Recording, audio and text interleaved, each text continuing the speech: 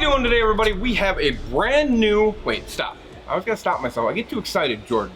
First of all, make sure we comment, make sure we subscribe, make sure we're subscribing to everything that we do, Team Talk, everything you like about what we're doing. Get over to Team Marine TV, subscribe here, do all of it. Make sure you're subscribing. We appreciate it, the support. It's unbelievable. Jordan brings me numbers every couple days and they're just out of this world. You guys are rocking it. We love it. But now let's get to why we're here. Jordan, should we do this? Yep. Yeah. You know what time it is? It's brand new series time. It's called Pro Talk, right, Jordan? Pro Talk. We are getting professional fishermen, professional people in the industry. It's not just fishermen, but it's just Pro Talk. So it could be, maybe we get Rick Pierce, Pro Talk. Maybe we get other people from the industries. Maybe we get Johnny Morris, Pro Talk. How do you know?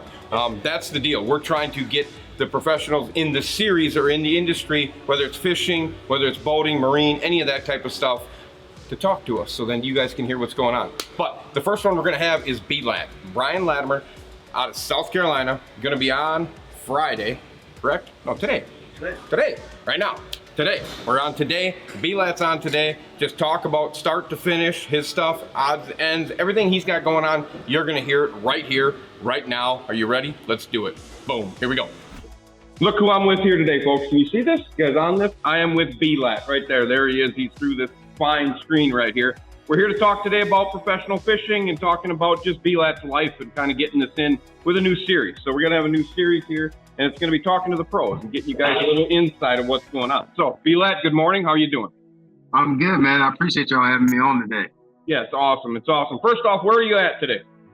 I'm actually at Falcon today. I'm about to order my new boat for next year, so I got to do my colors and all kind of stuff. It's like, it's a magical time of year where all the pros just kind of start showing up at the any manufacturer, and then we just disappear the rest of the year. So I got to start getting all that stuff in line. You got to have that breakaway time, right? Family time, if you know what I mean. Yeah, you got to have that. Yeah. So we're gonna talk here a little bit about fishing first to start off. How did B.Lat get into fishing, bass fishing in general? Let's just start there. How did you get going? 1000% my pops. My dad was a tournament fisherman, so I just grew up fishing. A lot of people ask me, they'll say, how did you get into fishing, or when did you decide you wanted to be a professional fisherman? I don't ever remember a time. There was never like a 5-year-old. Never had this perfect story. I said, I'm 5 years old. I think I want to be a professional fisherman. I just grew up around it. I thought that's what I was supposed to do. Just because I don't remember catching a first fish. I don't remember a first fishing trip. It was all way before I was potty trained. So I don't remember any of that. It's like asking a kid, when did you learn how to go to sleep on your own? I don't know. I just grew up around it. So yeah. And see, you started young. Did you do any small tournaments? Like, were you starting off small? Real small? Oh, yeah. Yeah, absolutely. 100%. So my dad was a tournament fisherman. He's a pretty serious local fisherman, if that makes sense. Never went pro or anything, but a serious local fisherman. He fished a lot of the bigger local tournaments around the house. Mm-hmm. But, man, I grew up fishing night tournaments, weekend tournaments, club tournaments, all the way up until 6-7 years ago. Okay. I was still fishing $25-$30 tournaments. I get into anything that I could, anything that I could afford or roll enough pennies to get into. I fished it all the way from, I do remember my first tournament, second grade. I don't know how old I was. However old you are when you're in second grade, that's when I fished my first tournament. Mm-hmm. It was a night tournament. My dad picked me up after school at my grandparents' house where I stayed, and that was my first tournament. I never will forget that. That was definitely a experience I'll never forget. But yeah, that's where I started it. Fishing local, just like everybody else. I think we all started like that for the most part, just fishing local tournaments. Yeah, you got to get the experience. I mean, yeah. It's good to fail before you get successful. You know what I mean? It balances out the life. I mean, what you're doing. I think that's where a lot of people want to skip that step. I get DMs all the time. People say, I want to be a professional fisherman, man. I don't know how I'm going to get the money and this, that, and the other.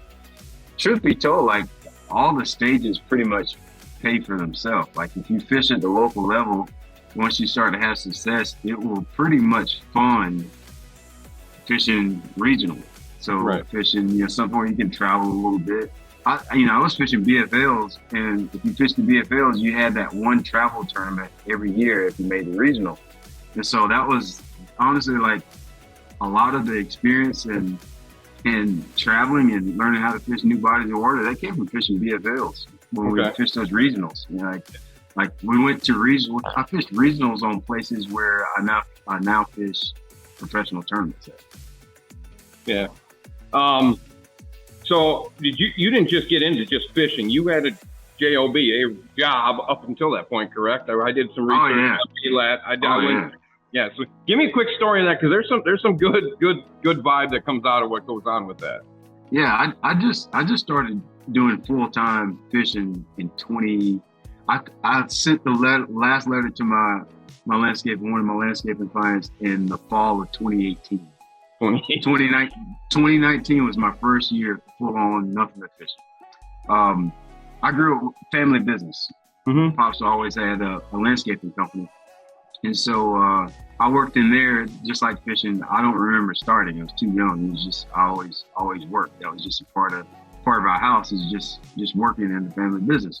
Yep. So that started out as basically just a grass cutting business when I was younger.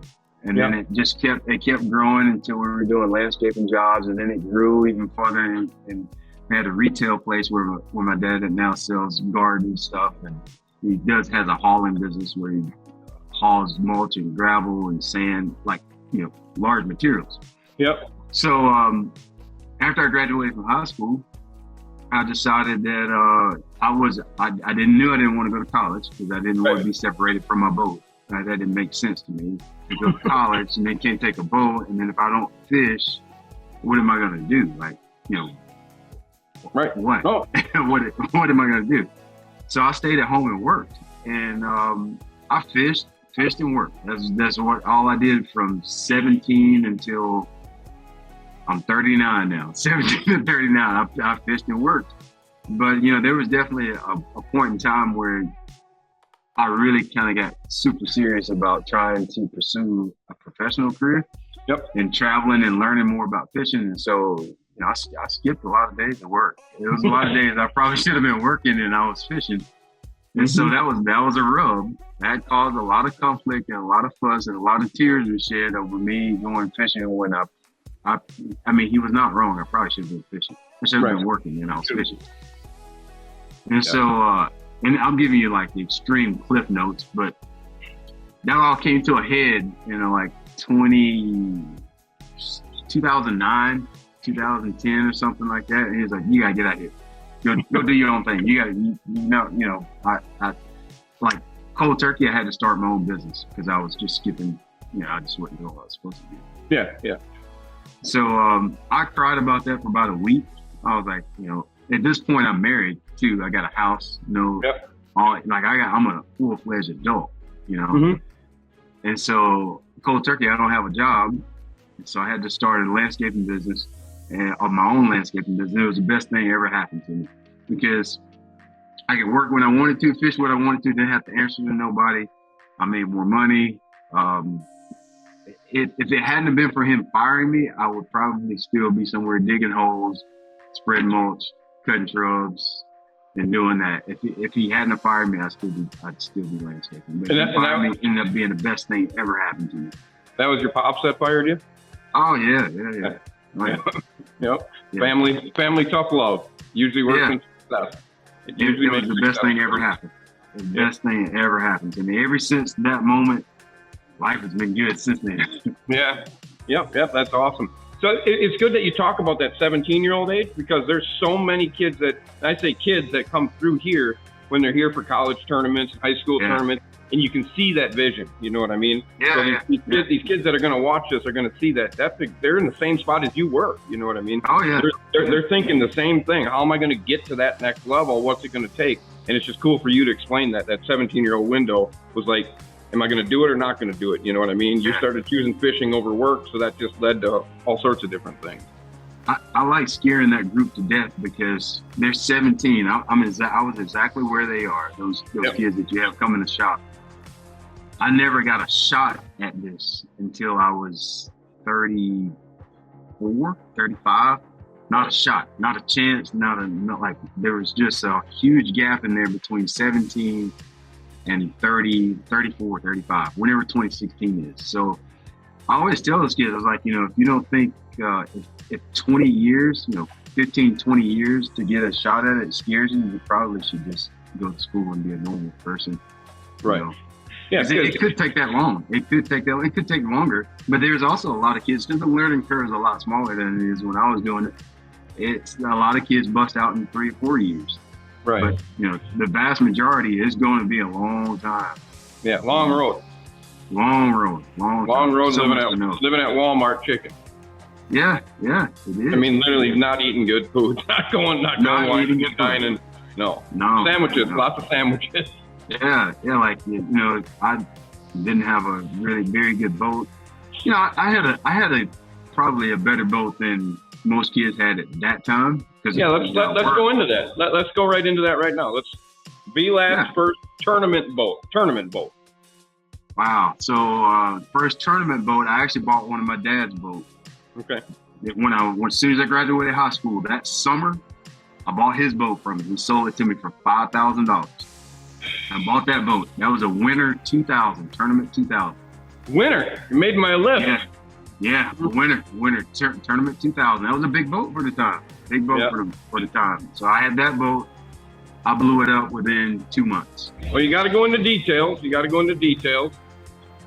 right, hold on. We got tractors going. So you got to go into details. You got to give me the motor. You got to give me the electronics. You got to give me the trolling motor, because everybody's going to want to know. Winter Tournament 2000, which is the 19.5-foot boat. I had a 200 Merc on it, but that's a whole nother story. My dad was a high performance freak. We'll talk about all that stuff later. It was the cowling was a 200 Merc. It was not a 200. So it was not a 200, which is why I blew it in 2 months. So electronics, I had nothing at the console. Okay. Zero electronics at the console. I had a flasher. You won't call that electronics and whatever. Then I had a nice Lowrance flasher. Yes, I had a Lowrance flasher. No, the little bitty one. The little one that's like the size of a tape. Like the little one. Like a little in the dash round thing. Yep. That was my depth on the console, so I didn't tear my lower unit off. And then at first I didn't have anything on the bow for the first year. I worked that summer and I bought like a Lowrance. At the time, was it a X125? Yep. 5-inch. X125. 5-inch screen. I bought one of those. I had that at the console. So how I used to scan is I would put my trolling motor down, turn the screen at the console from the bow, and just idle around and look for fish and stuff like that. I used to do things like that to find fish. And that's it. That's all it was in it. Some batteries. Trolling motor. What trolling motor is on?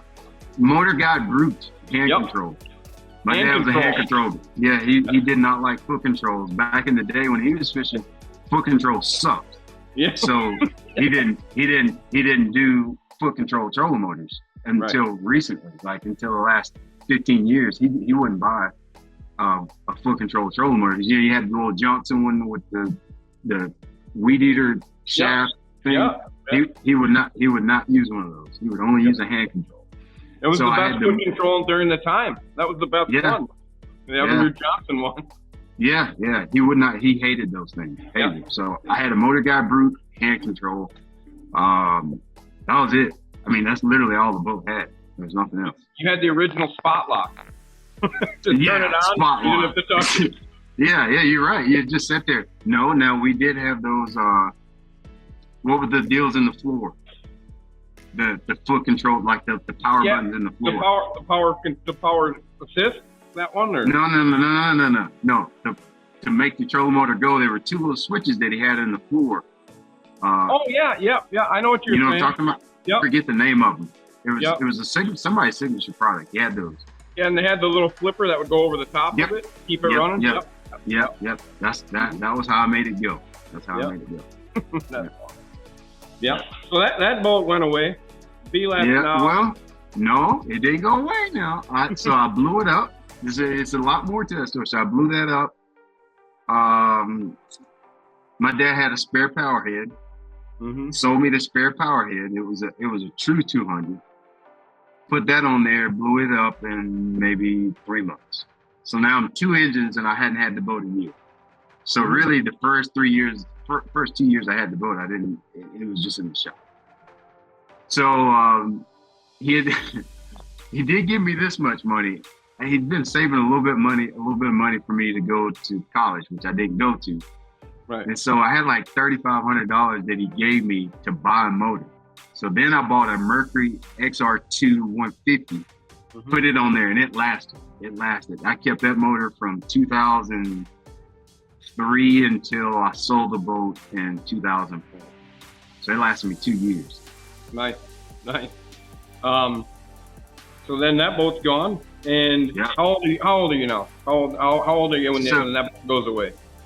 2004 is when I bought my first brand new boat. So 2004, if I'm 17 in 2001, so I'm 21, something like that. 21, right in that ballpark. Yeah, somewhere within there, give or take a year. I bought my first brand new boat. I bought a Ranger 195. Yep. VS, the old 195s, 200 Merc, tandem trailer. Like, I'm ready to go now. I'm about to hit the streets and travel. Like, that boat is what it ended up getting me fired. I got a brand new boat, like hammer new, off the lot. Yeah. Pops would not sign. He would not co-sign for me to get the loan for the boat. I had to get my mom to co-sign because I don't have any credit yet. Yeah. So my mom would co-sign for me. How'd that go down in the house? That was tumultuous time. Yeah. Not good. Not a story that we can share on this and not get in trouble about it. So I get the new boat. Now I'm $30,000 in debt, $30,000 in debt. I don't care. I got a new boat. It ain't tearing up. It runs good. It starts on the first kick. I ain't got to feather the gas and none of that stuff. Yeah. So I get that boat and I start fishing BFLs. The 2000 and 2004. I bought that boat and I started doing good. Hang on one second. I started catching. Hang on 1 second. I just got to get this boat out of the way because we are working. Yeah, I get it. Yeah, all good. I don't want the tractor to override because that's just a good part of the story. When you're getting a new boat and getting fired all at once, you gotta make sure everybody can hear this. All right, that's way better. Way better. Yeah. All right, now let's talk about the new boat. You bought the new boat and you're going to fish BFL. Start fishing BFL as soon as I get that boat. I'm ready to go. Like, now I'm hyped up. Like, I feel good. Like, my stuff ain't tearing up. It starts the first time I turn the key. Trolling motor works. I got 2 graphs at this point. Garmin Fish Finder 240s on both ends. They leak water. They leak water like a paper bag. I had those things replaced probably 15 times. Yeah. So I get that boat, start fishing BFLs, and do that. Like, I did really good in the BFLs that first year too. Had like top 10 or 2. I skipped my graduation to tech school because I did go to tech. Didn't go to graduation to fish a BFL that year. So there's that part. And I still to this day skipped your high school graduation to go fish. Not high school, but the tech school. I went to Spartanburg Tech. School? Okay. Yeah, didn't go back to. I still to this day never got my diploma or whatever you call it. I don't know what you call it when you graduate tech. I never got the certificate or whatever it is. I never went back to get it. I was fishing. So I started doing that, fishing BFLs, and from then on it was just like, nah, I'm going to do this. Like, I really like doing this. Made the regional that year. I had fun. I just worked and fished. Like, that was fun. Yeah. And so at this point, like, I kind of start feeling myself. I'm like, dude, you give me 2 years, I'm going to be pro in 2004. Give me 2 years, I'm going to be pro. So I go back to my dealer. I'm like, hey, we need to start, I'm ready to get another boat. And so then I go back, I get another boat. I get a Ranger Z20. Mm-hmm. Worst boat I ever owned, by the way. Yep, fell into the Z disease. Disease. Oh, it was awful. I had the first Z's that came out. And I got that boat, 225 Optimax, 2 Garmin Fish Finder 240s again. I got the Fish Finder 240s. They were giving away that Garmin Grand back then. So I had to get that money, right? Yeah. So I got that boat. That was probably the worst financial decision of my entire life. I got so now I'm what 22, 23, and I bought this boat. Listen to this. It was $38,000 for the whole rig, everything, Loaded. all of it, Loaded. whole thing, right? 38 grand. I thought I was gonna go straight to hell for that. Yeah. It sounds. Because you're married. Are you married right now? Still? No, Oh, you're not married. not yet. married. Oh, you're doing I'm still fine. at- Then. Yeah. You got to answer to yourself at that point. But no, listen, in 2005, I'm $38,000 in debt. And Yep. then I also have a truck payment too, right? I got my truck payment. I got $38,000 in debt. Financed the boat for 15 years, okay? 15-year loan. I remember to this day, the payments were $382.70. So you financed that boat for 15 years, and they're $382 a month. $382 a month, okay? All right, I had like $300 truck payment, $300 boat payment. Now I started fishing. All right, then fishing gets a little tougher in between there, and then I did win a BFL 2 years later after that, and so I won a BFL. And then I'm like, dude, I'm gonna start fishing the back then it was called the Everstart series. Yep. Regional stuff. You know, that's where you get to travel a little bit. So then I started fishing that stuff. Sucked.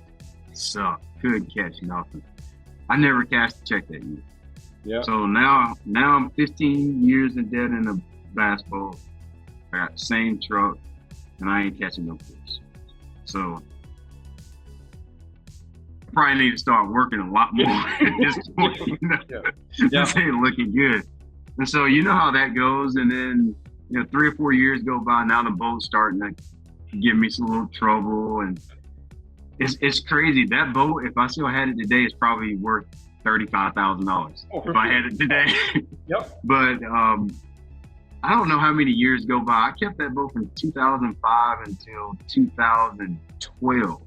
Mm-hmm. And I ended up somehow or another, I ended up paying the boat off. I don't know how, between working and some extra work and jobs.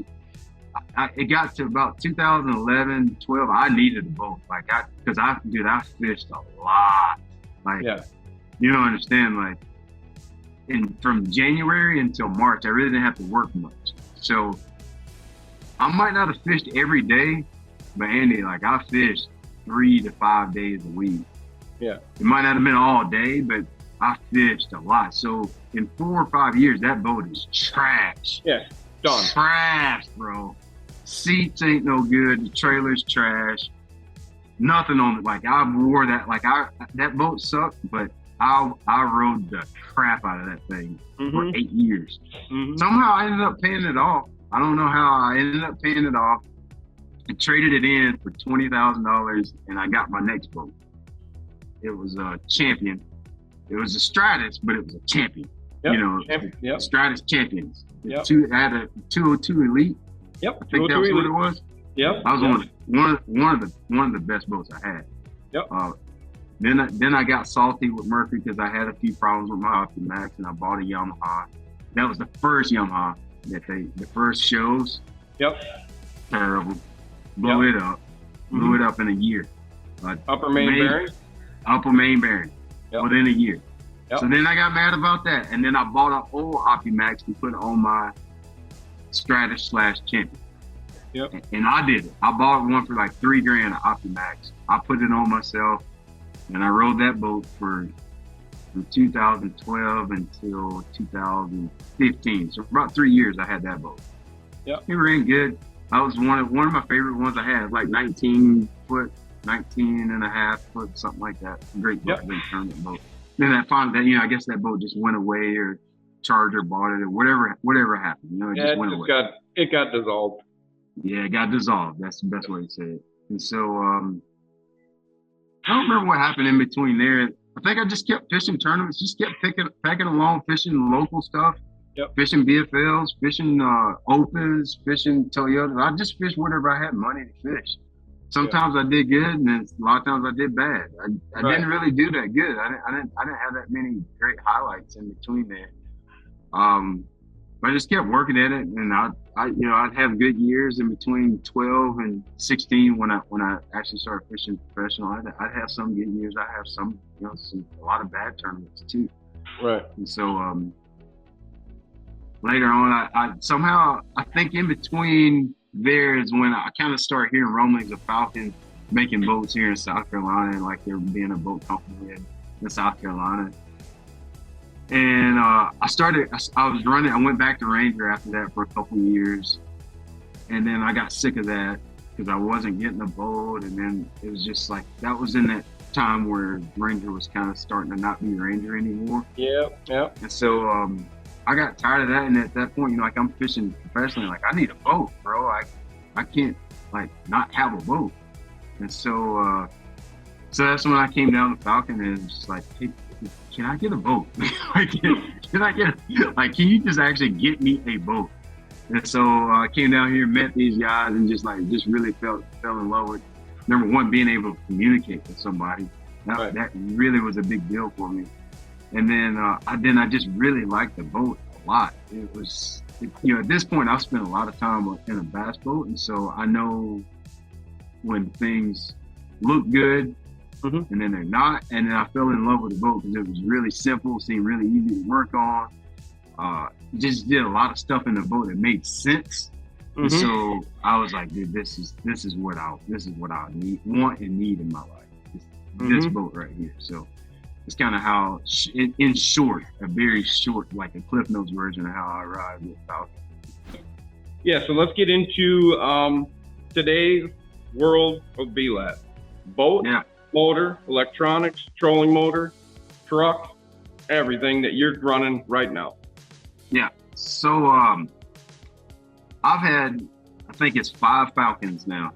Every single one of them's been the same. So I guess they technically haven't been the same, but I've run the 20-footer, all 5 Falcons. Started out with the 205. That was my first one. I ran a 205 I ran a Verado, my first Falcon.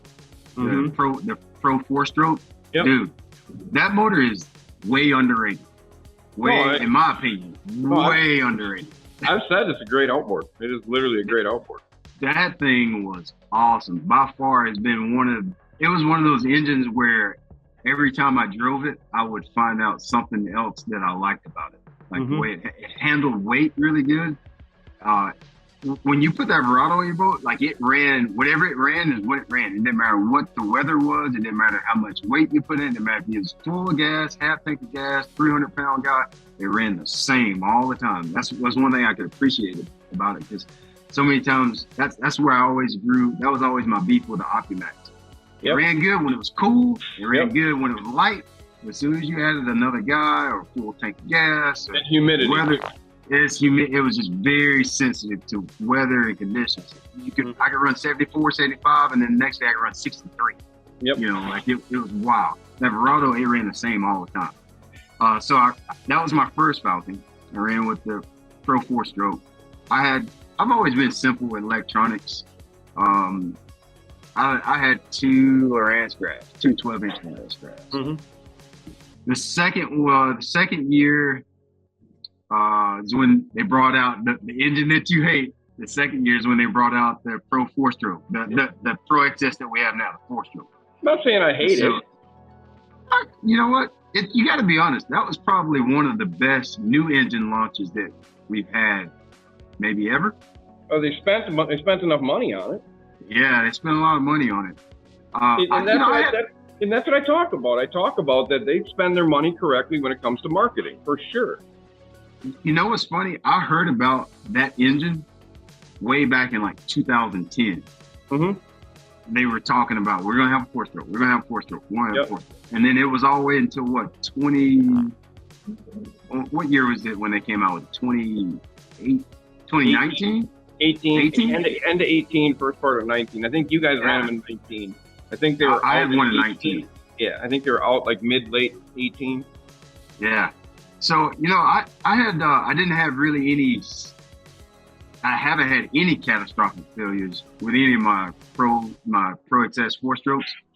I had a few little tinker stuff that, I would expect from a new engine. I had like the little screen was filling up with like grass in the manifold. I had that one time.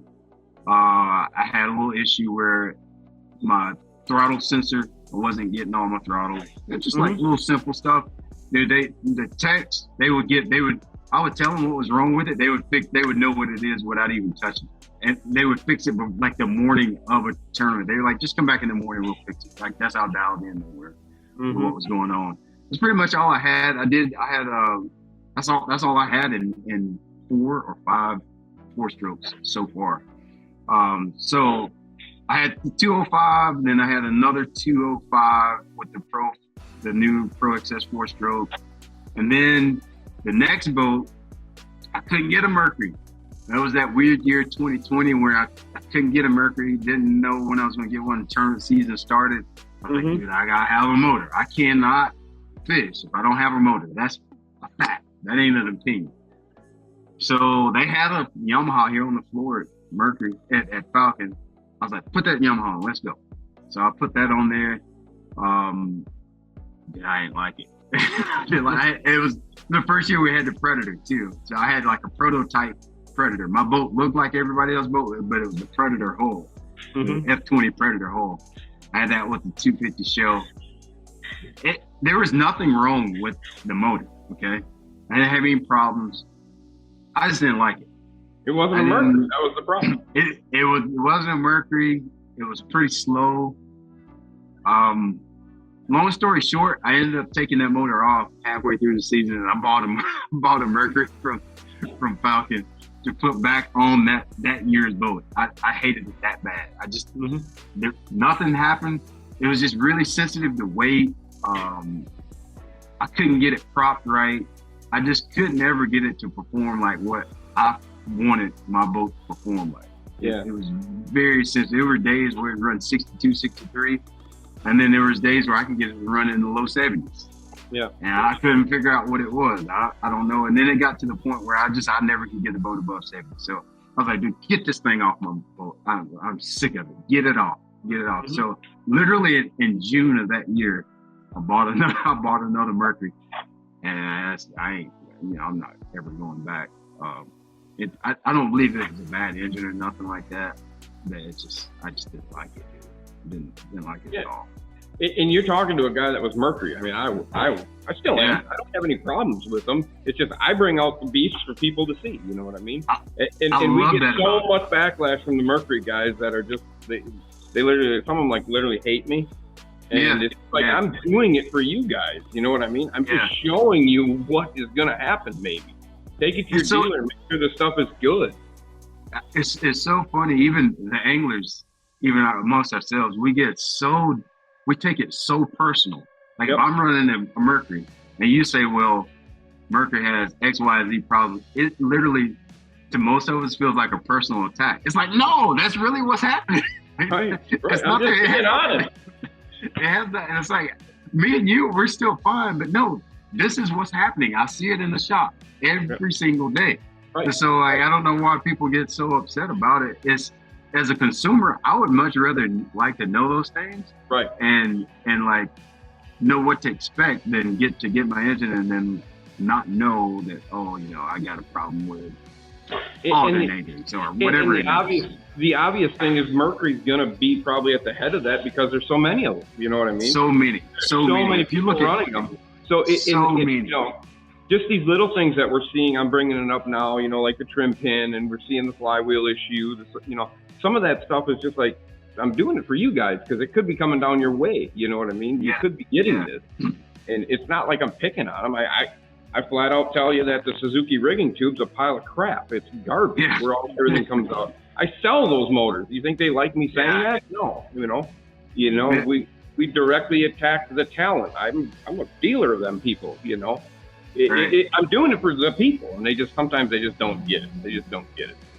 It's really good and it's needed. I think especially for me, like I put so much into tournament fishing, and so much is already going to mess up and go wrong, right, outside of my equipment. So I appreciate when it does happen, because it's going to happen. I don't care what your manufacturer is. You're going to hit something's going to wear out, something's going to tear out, a bolt is going to come out, something is going to happen. Yep. I appreciate just knowing, because I watched the video from Team Marine Services. Oh, yep, when it starts chugging, that means that you know, whatever is going to happen. So I appreciate it. So that's why I watch almost every last one of the videos, because when somebody that works on motors, they're seeing the same issues from every manufacturer. Correct. All the time. We all have the same issues. Like even when I'm at the service trailers at tournaments, getting something fixed or worked on, or something I tore up, I always keep my ears open and say, like, when he's working on another engine, I want to know why is his engine tore up, because I know if something happened to his, it's gonna happen to mine at some point. You're exactly right. It's been a rule. It's been a rule since I started doing this. There's only so many turns of the key before something's gonna break. Doesn't matter what brand, what kind, don't matter. Nothing's gonna break. We have moving parts, and then you get people that come in here and say, "Well, my truck doesn't have that problem, or my car." Your truck's not turning 6,000 RPM. Yeah, it's not turning 6,000 RPM.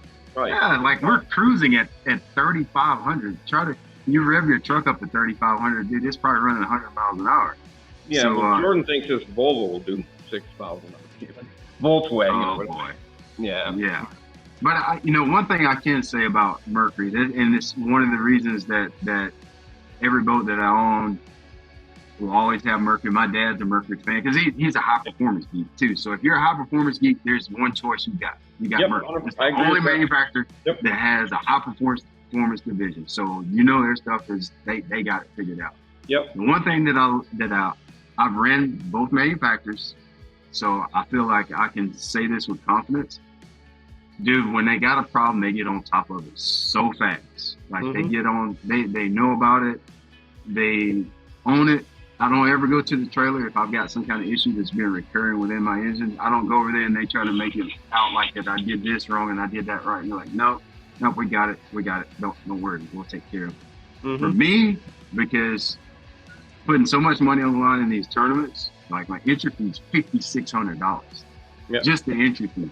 So when I get there, I don't need to have equipment issues, 100%. Or if I got a problem, like I need to know what it is so I can fix it before. And they've been so good about taking care of my boat at the tournaments if I have an issue, which is just a few issues that I've had, and then none of them have been catastrophic. They're just little aggravating issues that I've had. Yep. They've been so good about getting ahead of it, or even calling me and say, hey, look, we've been seeing a lot of these issues.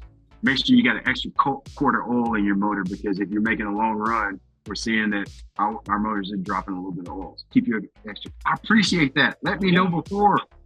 Don't wait till I'm stranded 100 miles away from the ramp and then tell me, well, you know, they're blowing out a little bit of oil, so you need to keep an extra quart of oil in your boat. Right. I appreciate that. That means a lot to me.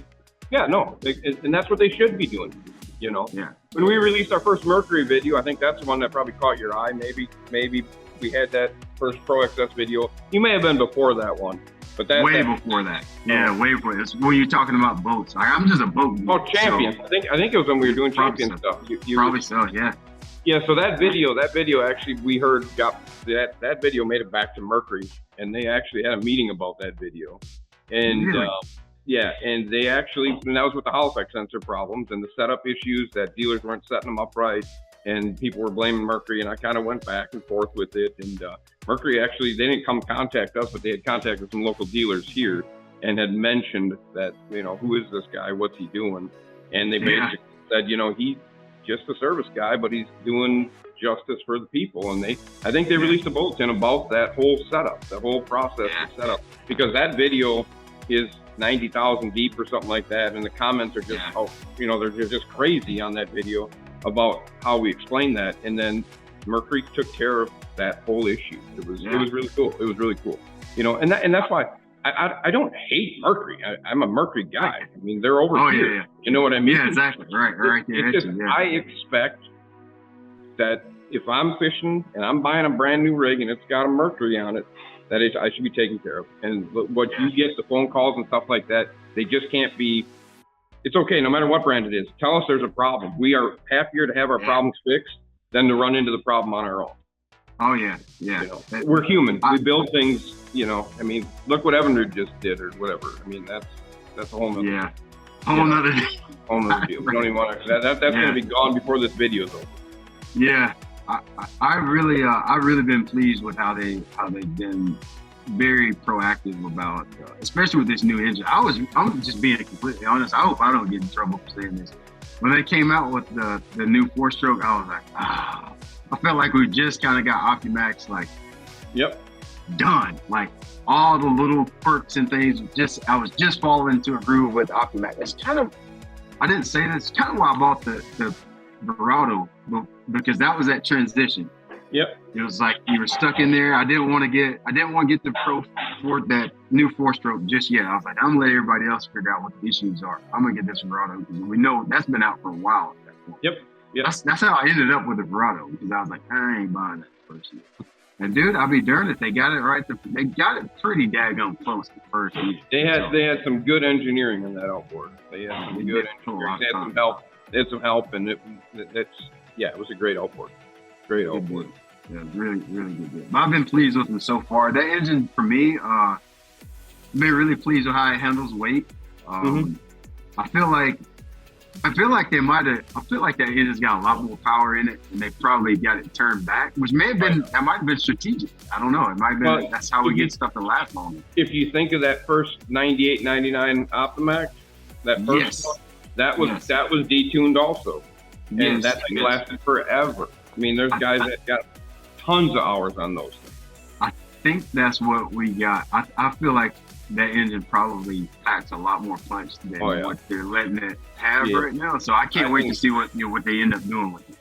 Yeah, it'll be good. And that is a good thing about Mercury. They're always trying to re-engineer and try to be the top. You know what I mean? Yeah. They always are trying to be next. What's next? What's next? What's next? And they just smile when Evinrude comes out with things like what they just did. It's not even in the ballpark. No. In my mind, not even in the ballpark. Like I said, Mercury is a performance-based company. Oh, for sure. It's not a, like any of the other brands. I think the bulk, they're built off for strictly recreation. Yep. Pontoons or fishing. Yep. Mercury is built to cut your throat. Right.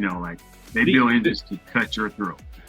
I think when it comes down to it, I think Yamaha, Suzuki, and Mercury, Yamaha, Suzuki is what I consider the big three now. You know what I mean? Right. They're the big three.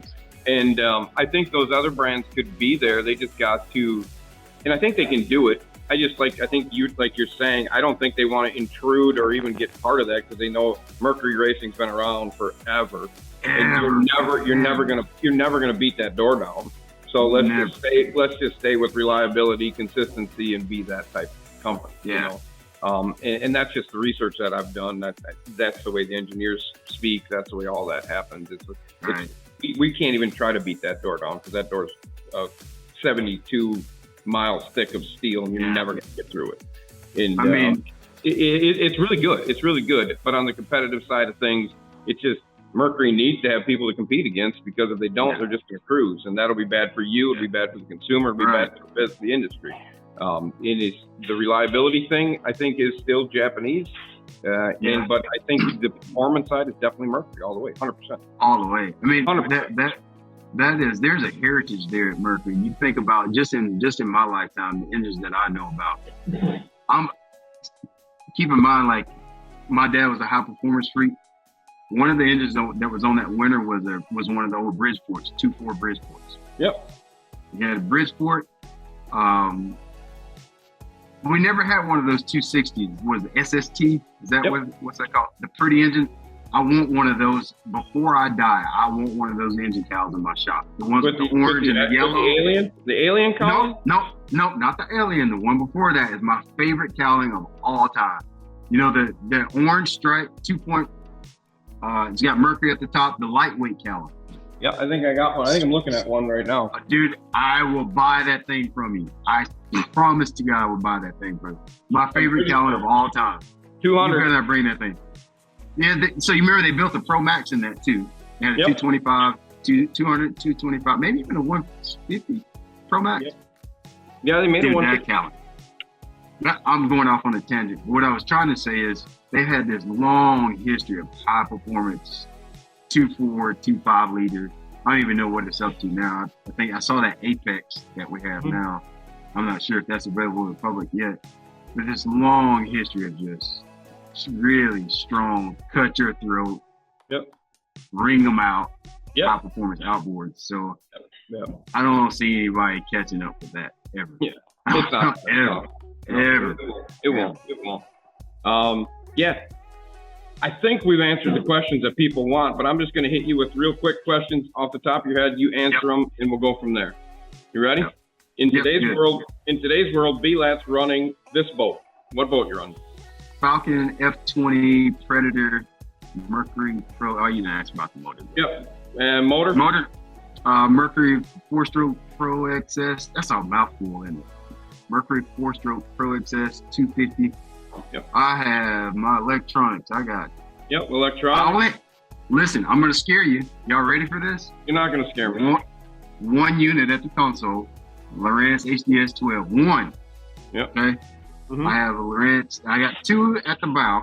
I have a Garmin for live scope. That's just up there. And then I got another Lowrance HDS 12. Yep. Controlling motor. Motor guide. Still a motor guide guy. Yes. I don't know about still a motor guide guy, but a motor guide. I have a motor guide. 10-point GPS model, 36 volt. It's a lot. It's a lot of verbiage there. But motor guide, GPS model. Yep. Batteries. What batteries we running? You still MillerTech lithium. The 100 amp hour MillerTech lithium trolling batteries, and then I run a regular starting battery. Yep. Just a regular. Starting battery. Power pole. You running anchors? Power poles. Power poles. As far as I'm concerned, there's power pole, and then there's other stuff. Yep. I agree. So your tow rig. Bob's. Wait a minute. No, because you did a great video on this. Bob's Machine Shop hydraulic jack plate, because it's the only one. No, hey, you watched my video, right? Yeah. I watched that. That was a great conversation. Nobody's talking about that stuff. Right. We got a lot more of that stuff coming on, because that's what people want to see. In your tow rig, I just kind of watched that video the other night with the Mercedes, right? No, that's not my tow rig. That company actually let me just use a van for like 4 months. That thing was ridiculous. Bad, bro. That's a $200,000 van. They just let me drive one for like 4 minutes. I watched that and I'm like, really? That is crazy. Yeah. It pulls a boat pretty good, but I tow with the F250. Yep. You know, it ain't no comparison. What's up, Tim? What's up, Tim? Hey, Tim's in here. I'm talking to Andy. Andy Howard. Okay. Yeah, Team Marine. He said, hey. Hey. Jordan wants me to say, why did you start your YouTube channel? Why did you start a YouTube channel? You can be honest. Dang. Money. Yeah, there you go. Money. I needed a way to make money, man. Yeah, I get it. I needed a way to make money. I was going to try to figure out a softer way to say it. I needed money. No, that's what the people want to hear. Trust me. Yeah, I needed There's 40,000 other people right now trying to do the same thing. Maybe 400,000 other people trying to do the same thing. Yeah. And you can tell them, on my end, it's not always an easy road, because I'm kind of in a different style. You know what I mean? I'm going to be hated a lot. I get hate. Yeah, I get the hate too. I 100% get the hate too. I mean, for me, it was definitely money. So I always wanted to have a TV show too. That was always something that I wished that I could have, but I didn't have the resources, didn't know how to do it, didn't know how to even start to do a TV show. And so here comes this platform, YouTube, where I didn't have anything but a cell phone. And I had a GoPro that worked sometimes. Yep. It worked sometimes and sometimes it didn't. So I started out like that. And my first 2 years I had a channel and it just sat there. I didn't know what to do with it. I didn't know I didn't know me. I didn't know what my content was supposed to look like. Mm-hmm. And so just actually doing it over and over and over and over, it's almost like playing, like if you're learning how to play an instrument. You suck at the beginning, like it's so bad. Like I see old videos and it's like, it's so bad. I remember when we got 100 subscribers, I thought we were the greatest thing in the world. Yeah, because that's not easy. That's not easy. People don't understand it. People have no appreciation for that. to get A thousand's like impossible. It's impossible, especially now. It's like it's that's a big deal to get 100. Think about 100 people care enough about what you got to say. Right. How many subs you at right now? How many subs you at? It's the 178, I think. 178. Yeah, 178,000. That's awesome. So yeah, I didn't have a camera until 3 years ago. Right. Cool. I prefer to do it with my phone, honestly. Yeah. Yeah. I got him. That's what makes me look good. Yeah. Make sure he pays you good, Jordan. Oh, I pay him. It is what it is. It is what it is, you know. Where I go, he goes, it seems like. So, yeah.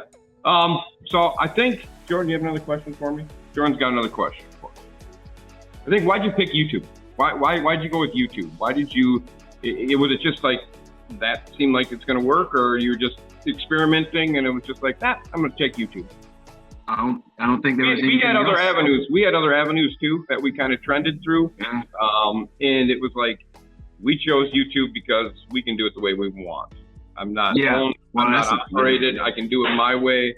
And it's, we're going to go down some roads that we may have some bumps and stuff, but it's ours. We own it. Yeah. It's ours. I didn't know it. I didn't know of another platform, honestly. Yeah. Okay. Maybe there was. I think I started a channel in 2014.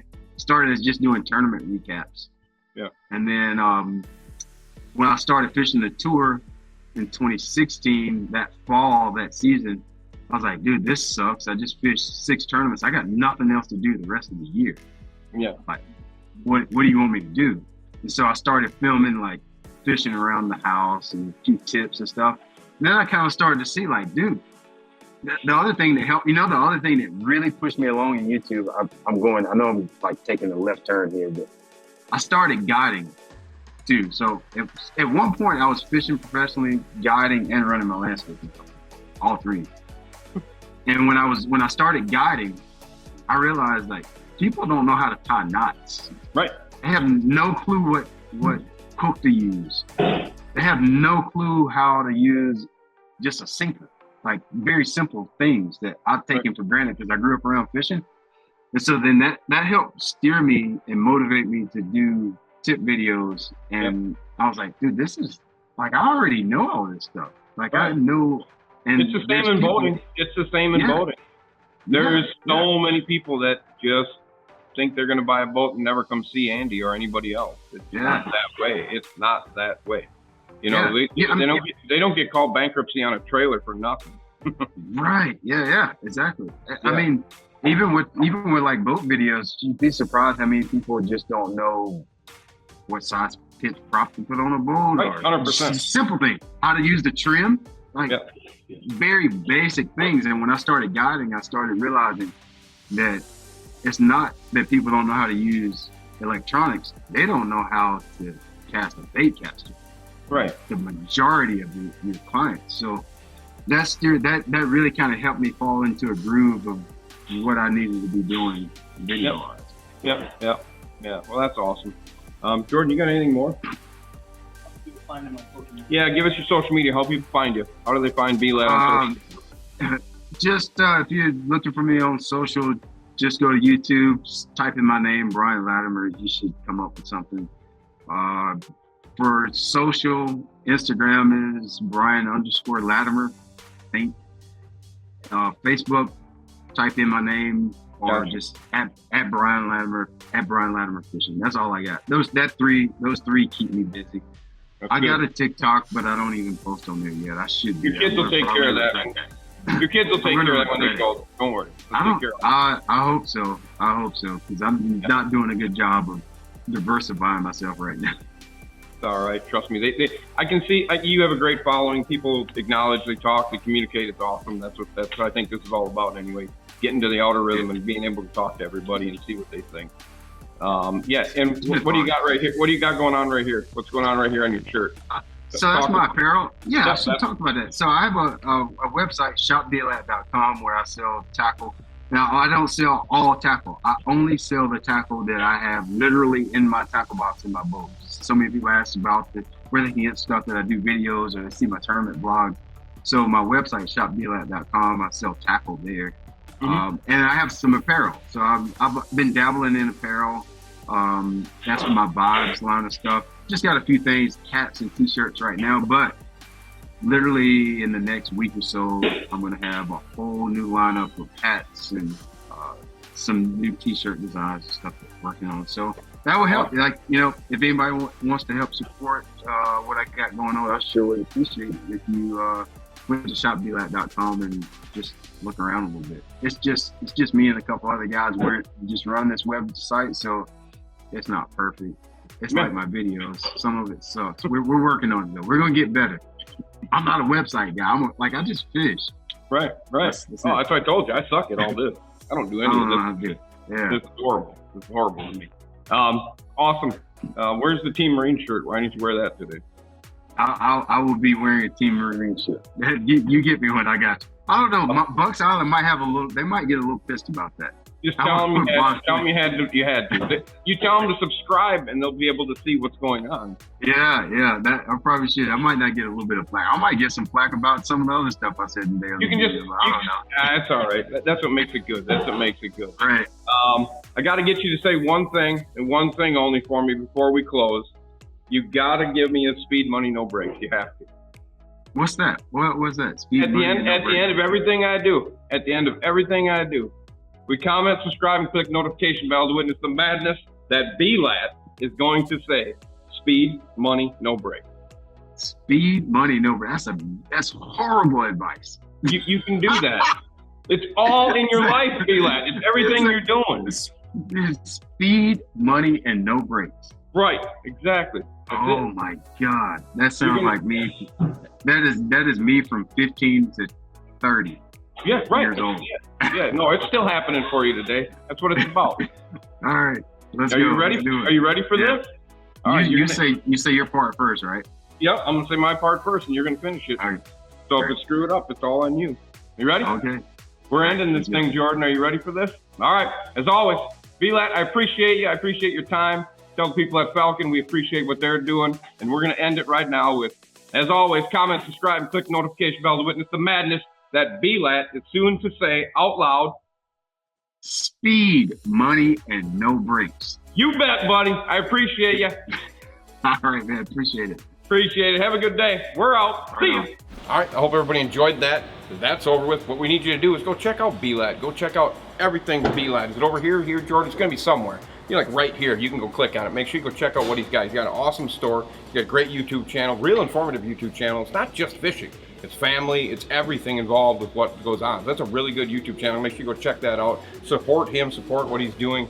Great guy to take his time out of his day when he was at Falcon to come talk to us. It was a great opportunity. It was a great video. We hope you enjoyed it. Get over on our site. Check out our merch coming in daily. Some of the stuff's still on back order, but make sure you get ordered, because if you're not ordered, you're not going to get it. That's just the way it is. The stuff comes in, it goes away as fast as it does. So if you're not ordering, you're not on back order, you're not on list, you probably won't get it. That's just the way it's happening right now. Make sure you get over there, check out our stuff. I hope everybody enjoyed it. Make sure we're commenting. Comment on this video, right, Jordan? Tell us who you want to talk to, right? Tell us who you want to talk to, and we'll see if we can't get it stuff. The nice thing about this is we're going to try to interact more with you guys, maybe get some questions out there for certain anglers. So when we get that angler or we get that person in the industry, we'll have those questions to answer for you, the people. Hope you enjoyed it. And as always, comment, subscribe, and click notification bell to witness the madness. It's like B.Lat said, speed, money, no breaks. I'm out. See you.